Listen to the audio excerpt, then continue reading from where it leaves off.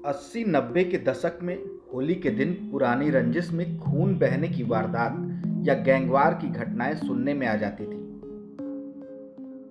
गुजरते वक्त के साथ साथ होली पर दुश्मनी निभाने की ये खौफनाक रवायत लगभग खत्म सी हो गई थी। लेकिन बिहार में इस साल होली पर जो हुआ वो हमें बीते जमाने की याद दिलाता है, जब अपराधियों को पुलिस का आश्रय प्राप्त होता था और वे ताबड़तोड़ वारदातों को अंजाम देते थे।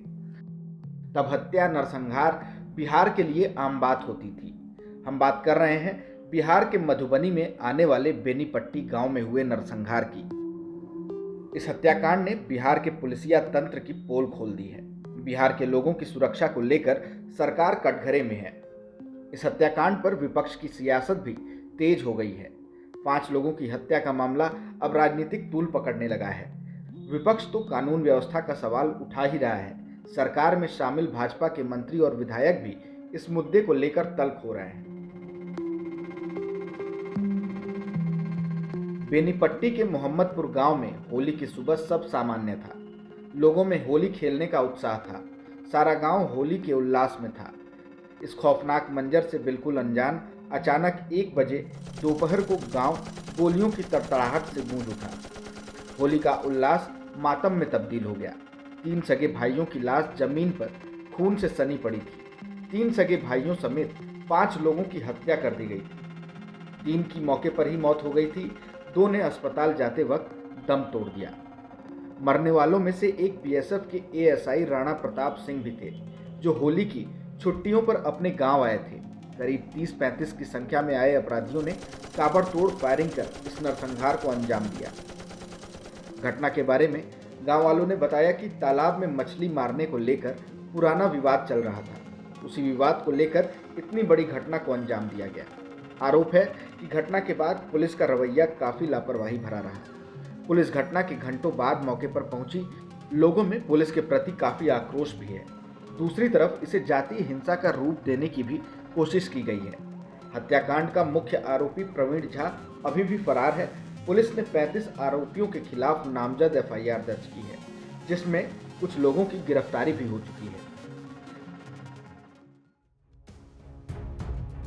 इस घटना पर राजद के विधायक और लालू प्रसाद यादव के बड़े बेटे तेज प्रताप यादव ने सरकार को लताड़ लगाई है।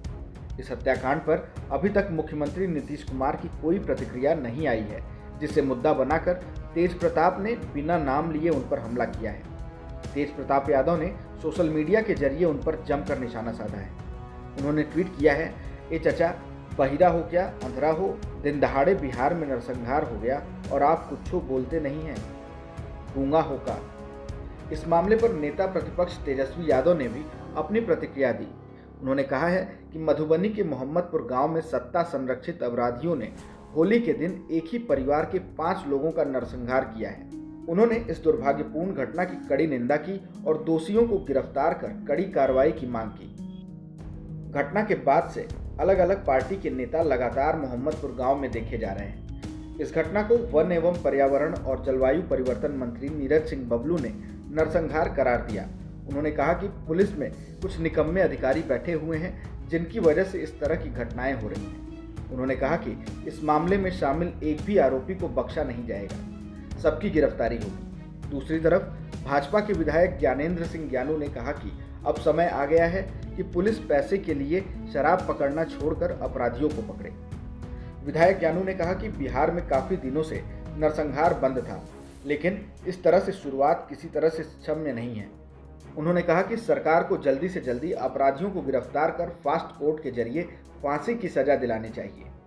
जेडीयू के प्रवक्ता संजय सिंह ने मोहम्मदपुर गांव जाकर पीड़ित परिवार को न्याय दिलाने का भरोसा दिया है।